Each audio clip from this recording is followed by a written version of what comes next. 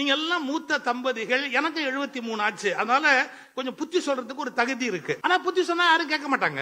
அதுவும் புரிஞ்சு வச்சிருக்கிறேன். நான் ஒரே ஒரு வார்த்தை உங்ககிட்ட சொல்லிக்க விரும்புறேன். இந்த விழாவில் ஒரு அரசு தலைவர் என்ற முறையில் மட்டுமல்ல, முதல்வர் தேர்ந்து நீங்க தெரிஞ்சுக்க வேண்டிய ஒரு முதல் செய்தி சொல்றேன். என்ன தெரியுங்களா? என்னுடைய அருமை சகோதரியார் துர்கா ஸ்டாலின் அவர்கள் கோயில் கோயில் கோயில் கோயில்னு போயிட்டே இருப்பாங்க. எங்க முதல்வர் எப்படின்னு கேட்டீங்கன்னா கோட்டை கோட்டை கோட்டை கோட்டைன்னு கோட்டைக்கு போயிட்டே இருப்பார்.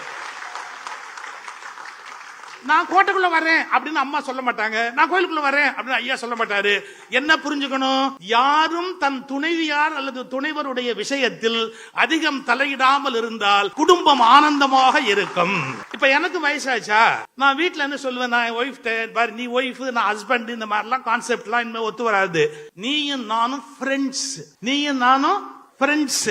உங்க யாராலெல்லாம் கணவனும் மனைவியும் ஃப்ரெண்ட்ஸா இருக்க முடியுமோ, சாமியாருங்களுக்கு எல்லாம் இந்த அதிர்ஷ்டம் இல்லை, நமக்கு தான் அதிர்ஷ்டம். ஆனா நம்ம ரெண்டு பேரும் ஃப்ரெண்ட்ஸ் அப்படிங்கிற எண்ணத்தோட. இப்ப நான் ஃப்ரெண்ட்ஸ் சொன்னா நீங்க என்ன ஒரு மாதிரி பார்க்க கூடாது. எங்க பாட்டன் திருவள்ளுவர் சொல்லி வச்சிருக்கான். எப்படி? உடம்போடு உயிரிடை அன்ன, உடம்போடு உயிரிடை அன்ன மற்றன்ன மடந்தையோடு எம்மிடை நட்பு அப்படின்னார். மனைவியோடு வாழ்கிற வாழ்க்கை நட்பு என்ற வார்த்தையை திருவள்ளுவர் பயன்படுத்தி இருக்கிறார். உலகத்திலேயே கணவனும் மனைவியும் ஆண்டான் அடிமையா இருக்கக்கூடாது.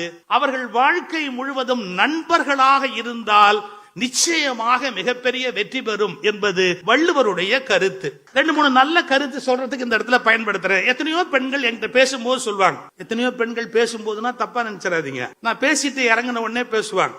இங்க இருக்கிற ஆண்களுக்கு ஒரு ரகசியம் சொல்றேன். நீங்க எப்போ உங்க ஒய்ஃபை கூப்பிட்டாலும் வரல, நான் ரொம்ப நேரமா கூப்பிட்டுக்கிட்டே இருக்கிறேன். ஒரு சின்ன சீக்ரெட் சொல்லி கொடுத்துட்டு போறேன். நீங்க துணி இனி எடுக்க போறீங்க, கடைக்கு போறீங்க, நீங்க ரொம்ப நேரம் வாசல்ல காத்திருப்பீங்க. வாட்ச்மேனுக்கு அடுத்தாப்புல பார்த்தா ஹஸ்பண்ட் தான் உட்காந்துருப்பான் இந்த துணிக்கடை வாசல்ல.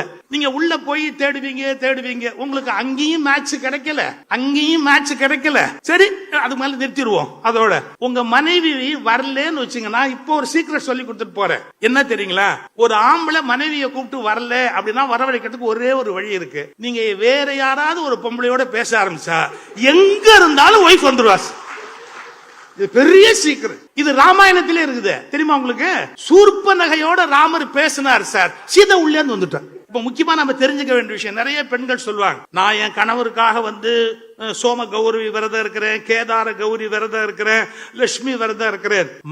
நீங்க ஒரே ஒரு விரதம் இருந்தா ஆண்கள் 100 வயசு இருப்பாங்க. மௌன விரதம் இருந்தீங்கன்னு வச்சுங்க, மௌன விரதம் மட்டும் நீங்க இருந்துட்டீங்கன்னு வச்சுங்க, ஆம்பளைங்க 100 வயசு ஸ்ட்ராங்கமா கண்டிப்பா வாழ்வாங்க. அது ஒண்ணுதான் உங்களால முடியலங்கிறீங்க, பரவாயில்ல ட்ரை பண்ணி பாருங்க. இன்னொரு முடியாதா சார்? என்னுடைய பெண்ணுக்கு பெண் பிறந்த போது அவளுக்கு வர்ஷினின்னு பேர் வச்சுட்டா, தமிழ்ல பேர் வைக்கல. அப்ப எல்லாரும் என்ன கேக்குறாங்க, நீ தமிழறிஞர், உன் பொண்ணு பேத்திக்கு தமிழ்ல பேர் இல்ல, வடமொழியில பேர் இருக்கு, நீ தலையிடக்கூடாதான்னு கேட்டாங்க. நான் என்ன பதில் சொன்னேன் தெரியுங்களா? ஒரு ப்ராடக்ட்டுக்கு அந்த கம்பெனி தான் பேர் வைக்கும். புரியுதா? அதுல இருக்கிற ஷேர் ஹோல்டர் எல்லாம் பேர் வைக்க முடியாது. ஒரு ப்ராடக்ட்டுக்கு கம்பெனி தான் பேர் வைக்கும். அது அவங்க ப்ராடக்ட், அதனால அவங்க பேர் வச்சிருக்காங்க. என் பேரனையும் பேத்தியும் பொறுத்த அளவுல முத்தம் மட்டும்தான் என்னுடைய சம்பந்தமே ஒழிய வேறு எதிலும் எனக்கு சம்பந்தம் இல்லை. முத்தமிழ் அறிஞர் புதல்வர், முந்து தமிழ்நாட்டின் முதல்வர்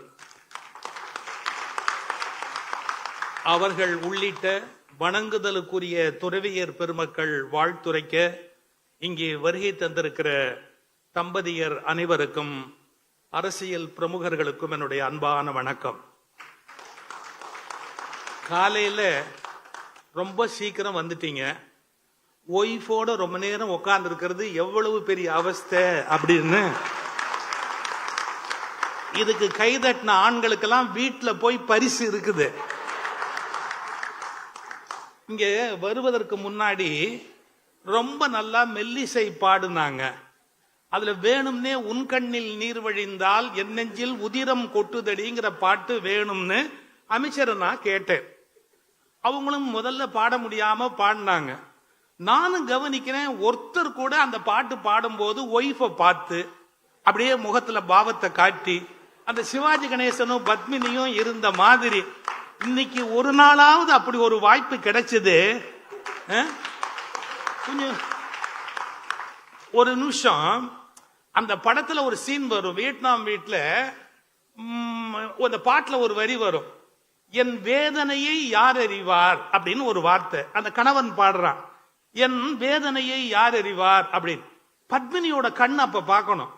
அதாவது என்ன நான் கூடவா தெரியாது, எனக்கு கூடவா உன் கஷ்டம் தெரியாதுங்கிற மாதிரி அந்த கண்ணுல ஒரு கவலையை காட்டுவாங்க. அடுத்த வரி பாட்டுல, உன்னை போல் தெய்வம் ஒன்றே அறியும். இதெல்லாம் இப்ப தட்டுங்க, அப்பெல்லாம் ரசிச்சிருக்க வேண்டாமா? அந்த பாட்டு வரிய எவ்வளவு நல்லா பாடினாங்க. நல்லது, ஏதோ ஒரு 2 மணி நேரமாவது ஒன்னா இருந்தீங்க, வாழ்க. இந்த விழாவில் எனக்கு ஒரு நேரம் கொடுத்திருக்கிறாங்க. நான் அந்த நேரத்தை ஒருபோதும் மீற மாட்டேன். எப்பவுமே நான் என் எல்லையை மீற மாட்டேன், ரொம்ப கரெக்டா இருப்பேன். ஒரே ஒரு விஷயம், நீங்க எல்லாம் மூத்த தம்பதிகள், எனக்கு 73 ஆச்சு, அதனால கொஞ்சம் புத்தி சொல்றதுக்கு ஒரு தகுதி இருக்கு. ஆனா புத்தி சொன்னா யாரும் கேட்க மாட்டாங்க, அதுவும் புரிஞ்சு வச்சிருக்கிறேன்.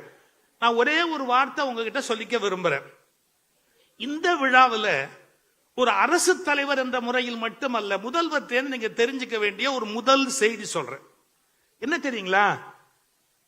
என்னுடைய அருமை சகோதரியார் துர்கா ஸ்டாலின் அவர்கள் கோயில் கோயில் கோயில் கோயில்னு போயிட்டே இருப்பாங்க.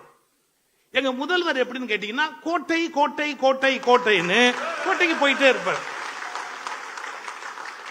நான் கோட்டைக்குள்ள வரேன் அப்படின்னு அம்மா சொல்ல மாட்டாங்க, நான் கோயிலுக்குள்ள வரேன் அப்படின்னு ஐயா சொல்ல மாட்டாரு. என்ன புரிஞ்சுக்கணும்? யாரும் தன் துணைவியார் அல்லது துணைவருடைய விஷயத்தில் அதிகம் தலையிடாமல் இருந்தால் குடும்பம் ஆனந்தமாக இருக்கும். I know my limitation, I will not exceed. நான் ஒன்ன அடக்க மாட்டேன், நான் உண்மையிலேயே அடக்கி ஏறி சவாரி பண்ண மாட்டேன். இந்த உணர்வு இருந்தால் இல்லறம் 70 அல்ல 80 அல்ல 100 வயதானாலும் இல்லறம் இனிமையாக இருக்கு. இப்ப எனக்கு வயசாச்சா, நான் வீட்டுல என்ன சொல்லுவேன், நான் ஒய்ஃப், நீ ஒய்ஃப் நான் ஹஸ்பண்ட், இந்த மாதிரிலாம் கான்செப்ட்லாம் இனிமே ஒத்து வராது. நீயும் நானும் ஃப்ரெண்ட்ஸ், நீயும் நானும் ஃப்ரெண்ட்ஸ். உங்க யாராலெல்லாம் கணவனும் மனைவியும் ஃப்ரெண்ட்ஸா இருக்க முடியுமோ, சாமியாருங்களுக்கெல்லாம் இந்த அதிர்ஷ்டம் இல்லை, நமக்கு தான் அதிர்ஷ்டம். ஆனால் நம்ம 2 பேரும் ஃப்ரெண்ட்ஸ் அப்படிங்கிற எண்ணத்தோட. இப்ப நான் ஃப்ரெண்ட்ஸ் சொன்னா நீங்க என்ன ஒரு மாதிரி பார்க்க கூடாது. எங்க பாட்டன் திருவள்ளுவன் சொல்லி வச்சிருக்கான். எப்படி? உடம்போடு உயிரிடை அன்ன, உடம்போடு உயிரிடை அன்ன மற்றன்ன மடந்தையோடு எம்மிடை நட்பு அப்படின்னார். மனைவியோடு வாழ்கிற வாழ்க்கை நட்பு என்ற வார்த்தையை திருவள்ளுவர் பயன்படுத்தி இருக்கிறார். உலகத்திலேயே கணவனும் மனைவியும் ஆண்டான் அடிமையா இருக்கக்கூடாது. அவர்கள் வாழ்க்கை முழுவதும் நண்பர்களாக இருந்தால் நிச்சயமாக மிகப்பெரிய வெற்றி பெறும் என்பது வள்ளுவருடைய கருத்து. இப்ப இந்த திருமண விழாவை பற்றி சொல்லுகிறேன். எங்கள் செயல்வேக மிக்க அமைச்சர் அவர்கள் இந்த துறையிலே முதல்வர் இட்ட கட்டளையை நிறைவேற்றுவதில் அதிக ஆர்வம் உடையவர்கள். சட்டசபையில் எவ்வளவு அறிவிச்சாங்க தெரியுங்களா? 2000 தம்பதிகளுக்கு திருமணம் அப்படின்னு. 2000 முடிந்து இன்று 500 சேர்ந்திருக்கிறது. அவர்கள் எப்படின்னா, சொன்னதை செய்வோம் என்பது மட்டுமல்ல, சொன்னதற்கு மேலேயே செய்வோம் என்ற அடிப்படையில் 2000 திருமணங்கள் சட்டசபையில் அறிவித்ததை முடித்து, இதுபோல் வயதான பெருமக்களுக்கு மரியாதை செய்வது முடித்து 500. ஆனால் முதல்வர் வருகிற போது கேட்கிறார்கள், ஏன் அடுத்து 20,000 பேருக்கு செய்ய வேண்டும், இந்த துறையில் இருந்து அத்தனை பேருக்கும் தர வேண்டிய மரியாதையை தர வேண்டும் என்று அமைச்சருக்கு சொல்லி இருப்பதாக அமைச்சர் அவர்கள் இப்போது தெரிவித்தார்கள். நீங்க புரிஞ்சுக்கணும், நல்லது செய்யணும் அப்படிங்கிற அந்த உணர்வு இன்னைக்கு மிக மிக அவசியம். நான் எனக்கு ஒரு நேரம் கொடுத்திருக்கிறாங்க, நான் அதை பல்லவி மாதிரி சொல்லிக்கிட்டே இருப்பேன். ஒரு நாள் நான் எக்ஸீட் பண்ண மாட்டேன். பாருங்க, இந்த விழாவை இங்க நடத்துற போது துறை நடத்துகிறது. வயதானவங்களுக்கு ஒரு பெரிய சிக்கல் இருக்கும் வாழ்க்கையில, புரிஞ்சுக்கிறது, மறதி அதிகமா இருக்கும். ஆனா அது பெரிய வரப்பிரசாதம். இல்லைன்னா நிறைய கோபம் வரும், பல விஷயத்தை ஞாபகம் வச்சு சண்டை போட்டுக்கிட்டே இருப்போம். நமக்கு மறதிங்கிறது ஒரு பெரிய வரப்பிரசாதம். வயதானால் நமக்கு மட்டும் மறதி வருவதில்லை, நம்மை சுற்றி இருக்கிற எல்லோருமே நம்மை மறந்து விடுவார்கள். நாம் அவர்களுக்கு செய்ததோ, நாம் அவர்களுக்காக வாழ்ந்ததோ, அவர்களுக்கு என்னென்ன உதவி செய்தோம் என்பதையோ வயதான பிறகு யாரும் நினைவில் வைத்திருக்க மாட்டார்கள். வயதானவருக்கும் மறதி வருகிறது, வயதானவர்களை பற்றி எல்லோருக்கும் மறதி வருகிறது. ஆனால் இந்த துறை உங்களை மறக்காமல் 70 அழைத்து கௌரவிக்கிறது என்றால், உறவினர்கள் மறந்தாலும் உறவினர்கள் மறந்தாலும் உறவினர்களை மேலே துறை உங்களிடத்தில் உறவினர் போல நினைவு வைத்திருக்கிறது என்பதற்கு அடையாளம். 2-3 நல்ல கருத்து சொல்றதுக்கு இந்த இடத்துல பயன்படுத்துறேன். எத்தனையோ பெண்கள் என்கிட்ட பேசும்போது சொல்லுவாங்க, எத்தனையோ பெண்கள் பேசும்போதுன்னா தப்பா நினைச்சிடாதீங்க, நான் பேசிட்டு இறங்கின உடனே பேசுவாங்க. இங்க இருக்கிற ஆண்களுக்கு ஒரு ரகசியம் சொல்றேன். நீங்க எப்போ உங்க ஒய்ஃபை கூப்பிட்டாலும் வரல, நான் ரொம்ப நேரமா கூப்பிட்டுக்கிட்டே இருக்கிறேன், ஒரு சின்ன சீக்ரெட் சொல்லி கொடுத்துட்டு போறேன்.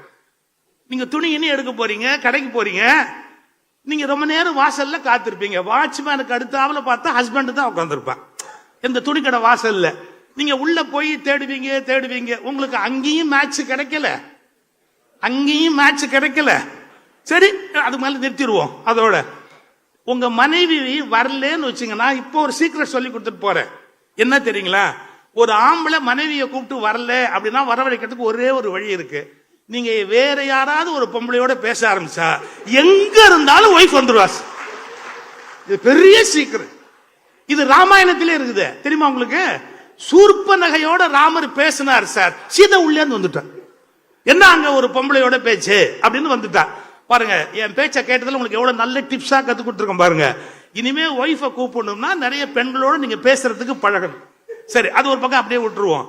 இப்ப முக்கியமா நம்ம தெரிஞ்சுக்க வேண்டிய விஷயம், நிறைய பெண்கள் சொல்லுவாங்க, நான் என் கணவருக்காக சோம கௌரி விரதம் இருக்கிறேன், கேதார கௌரி விரதம் இருக்கிறேன், லட்சுமி விரதம் இருக்கிறேன். அம்மா, நீங்க ஒரே ஒரு விரதம் இருந்தா ஆண்கள் 100 வயசு இருப்பாங்க.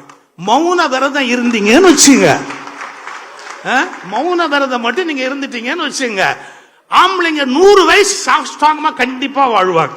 அது ஒண்ணுதான் உங்களால முடியலங்கிறீங்க, பரவாயில்ல, ட்ரை பண்ணி பாருங்க. இன்னொரு முடியாதா?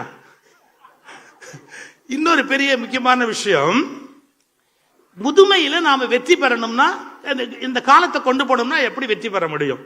இதுக்கு நான் ஒரு பிலாசபி சொல்லி கொடுத்துட்டு போறேன். நாம்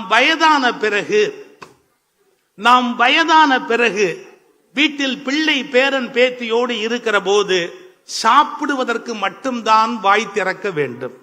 நம்மை கேட்காத போது நம் மகனுக்கோ மகளுக்கோ பேரனுக்கோ பேத்திக்கோ நாம் அறிவுரை சொல்வதை நிறுத்திவிட வேண்டும். நாம் மகிழ்ச்சியாக இருக்க வேண்டும் என்றால் அவரவர் விருப்பப்படி அவரவர் இருக்கட்டும் என்று தலையிடாமை தத்துவம் அப்படின்னு ஒன்ன பின்பற்றணும்னு வச்சுங்க, கடைசி வரைக்கும் நம்மள முதியோர் இல்லத்துக்கு அனுப்ப மாட்டாங்க. தலையிடக்கூடாது. அது எப்படி இருந்தா என்ன அப்படின்னு. சார், என்னுடைய பெண்ணுக்கு பெண் பிறந்த போது அவளுக்கு வர்ஷினின்னு பேர் வச்சுட்டா, தமிழ்ல பேர் வைக்கல. அப்ப எல்லாரும் என்ன கேக்குறாங்க, நீ தமிழறிஞர், உன் பொண்ணு பேத்திக்கு தமிழ்ல பேர் இல்ல, வடமொழியில பேர் இருக்கு, நீ தலையிடக்கூடாதான்னு கேட்டாங்க. நான் என்ன பதில் சொன்ன தெரியுங்களா? ஒரு ப்ராடக்ட்டுக்கு அந்த கம்பெனி தான் பேர் வைக்கும். புரியுதா? அதுல இருக்கிற ஷேர் ஹோல்டர் எல்லாம் பேர் வைக்க முடியாது. ஒரு ப்ராடக்ட்டுக்கு கம்பெனி தான் பேர் வைக்கும். அது அவங்க ப்ராடக்ட், அதனால அவங்க பேர் வச்சிருக்கிறாங்க. என் பேரனையும் பேத்தியும் பொறுத்த அளவுல முத்தம் மட்டும்தான் என்னுடைய சம்பந்தமே ஒழிய வேறு எதிலும் எனக்கு சம்பந்தம் இல்லை. சோ லைஃப் நாம எவ்வளவுக்கு எவ்வளவு, சரி உங்களை மாதிரி சன்னியாசியா தனியா போய் தான் சன்னியாசனம்னு இருக்கணும் அவசியம் இல்லை. வீட்டில் இருந்தபடியே துறவரத்தை மேற்கொண்டால் வாழ்க்கை இனிமையுடையதாக இன்னும் பல்லாண்டு நீண்டு வரும் என்பதை மறந்துவிடக் கூடாது. அப்புறம் இந்த மறதி வருகிற போது ஒரு பெரிய ஒரு உண்மையை நம்ம புரிஞ்சுக்கணும். ராமலிங்கம்னு ஒரு பேச்சாளர் சொல்வாரு, ஒய்ஃபு சாப்பாடு போட்டுக்கிட்டு இருக்கும்போது புருஷன் சும்மா இல்லாம சொன்னாராம், இது இந்த முரட்டுக்காளேன்னு ஒரு படத்துல பாலச்சந்தர் படம் எடுத்ததுல ரஜினிகாந்த் என்னமா நடிச்சாரு அப்படிங்கிற போது அந்த அம்மா குழம்பு ஊத்திக்கிட்டே சொல்லிச்சான், யோ தெரிஞ்சா பேசு, தெரியாட்டி பேசாது. முரட்டுக்கால படம் யாரு டைரக்டர்? SP Muthuraman director. ஒன்னும் நினைவுல இல்ல பேசுறேன். அப்ப புருஷன் சொன்னானா, இதெல்லாம் உனக்கு நினைவுல இருக்கு, சாம்பார்ல உப்பு இல்லைங்கிறது மட்டும் ஏண்டி உனக்கு தெரியல. இதுல என்ன அர்த்தம்? அது மாதிரி பேசும்போதே ஜாக்கிரதையா என்ன சொல்லணுமோ அது சொல்லணும். ஸ்ட்ரெயிட்டா ஹார்ஷா எதையுமே நாம சொல்லக்கூடாது. வாரியார் சொல்வாரு, சாப்பாட்டுல தலைமுடி கிடந்தா கூட பத்தியா, இலை தலையில இருக்க வேண்டியது இலையில இருக்கு, தலையில இருக்க வேண்டியது இலையில இருக்கு. இப்படி ஒன்னொன்னா விழுந்துட்டா நாளைக்கு உன்னை எப்படி பார்க்க முடியும்? அப்போ ஒரு மகிழ்ச்சி வரும் அப்படிம்பார். உண்மையா சொல்லட்டுமா, தனியாக தவம் செய்வதை விட மனைவியோடு வாழ்தல் தான் மிகப்பெரிய தவம் என்பதை இந்த நேரத்தில் நான் பதிவு செய்ய விரும்புகிறேன். அந்த வயதான முதியவர்களை உலகமே கைவிடக்கூடாது என்ற எண்ணத்தில் நம்முடைய அரசு அவர்களுக்கான பல்வேறு திட்டங்களை செய்து கொண்டிருக்கிறது. நான் கூட ஒரு மாதிரி ஆலோசனை கூட்டத்தில் எங்க அமைச்சர்கிட்ட ஒண்ணு கேட்டேன், சார் கோயில்ல பிரசாதம் போடுறீங்க, அன்னதானம் போடுறீங்க, மக்கள் சில பேர் பசியில வந்து சாப்பிடுறாங்க இல்லாதவங்க, எனக்கு ஒரு கவலை இருக்குன்னு. என்ன, 70-75 வயசுக்கு மேலானவங்க எல்லாம் கோயில்ல வந்து கியூல நிக்க முடியுமா? அந்த பிரசாதத்துல போய் சாப்பிட முடியுமா? அப்படி அவங்க கஷ்டப்படாம இருக்கிறதுக்கு நீங்க ஏன் ஒன்னு ட்ரை பண்ணக்கூடாது அப்படின்னு. என்ன, கோயில்ல பிரசாதம் தயார் பண்ணி எங்கு முடியாத முதியவர்கள் இருக்கிறார்களோ அவர்களுக்கு கொடுத்து விடுகிற அளவுக்கு அவங்க வீட்டுக்கு அவங்க கிட்ட இப்பதான் எத்தனையோ வந்துருச்சு, கொண்டு போய் அவங்களுக்கு அவுட் சோர்சிங் கொண்டு போய் கொடுக்கிற மாதிரி ஒரு ஏற்பாடு பண்ணா வயதானவர்கள் முதியவர்கள் இன்னும் மகிழ்ச்சியாக வாழ முடியும். அப்படி இந்த அந்த துறை சார்ந்த முதியவர்களை மதிக்கிற அறநிலையத்துறைக்கு நன்றி, அவர்கள் எண்ணத்தை நிறைவேற்றிக் கொண்டிருக்கிற அமைச்சர் அவர்களுக்கு நன்றி, வருகை தந்திருக்கிற அத்துணை பெரியோர்களுக்கும் என்னுடைய நன்றி. முதல்வர் அவர்கள் இன்னும் பல்லாண்டு பல்லாண்டு பல்லாண்டு வாழ்ந்து,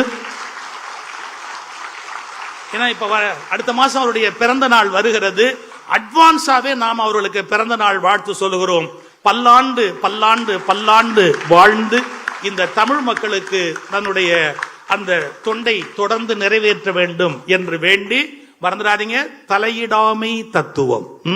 நன்றி, வணக்கம்.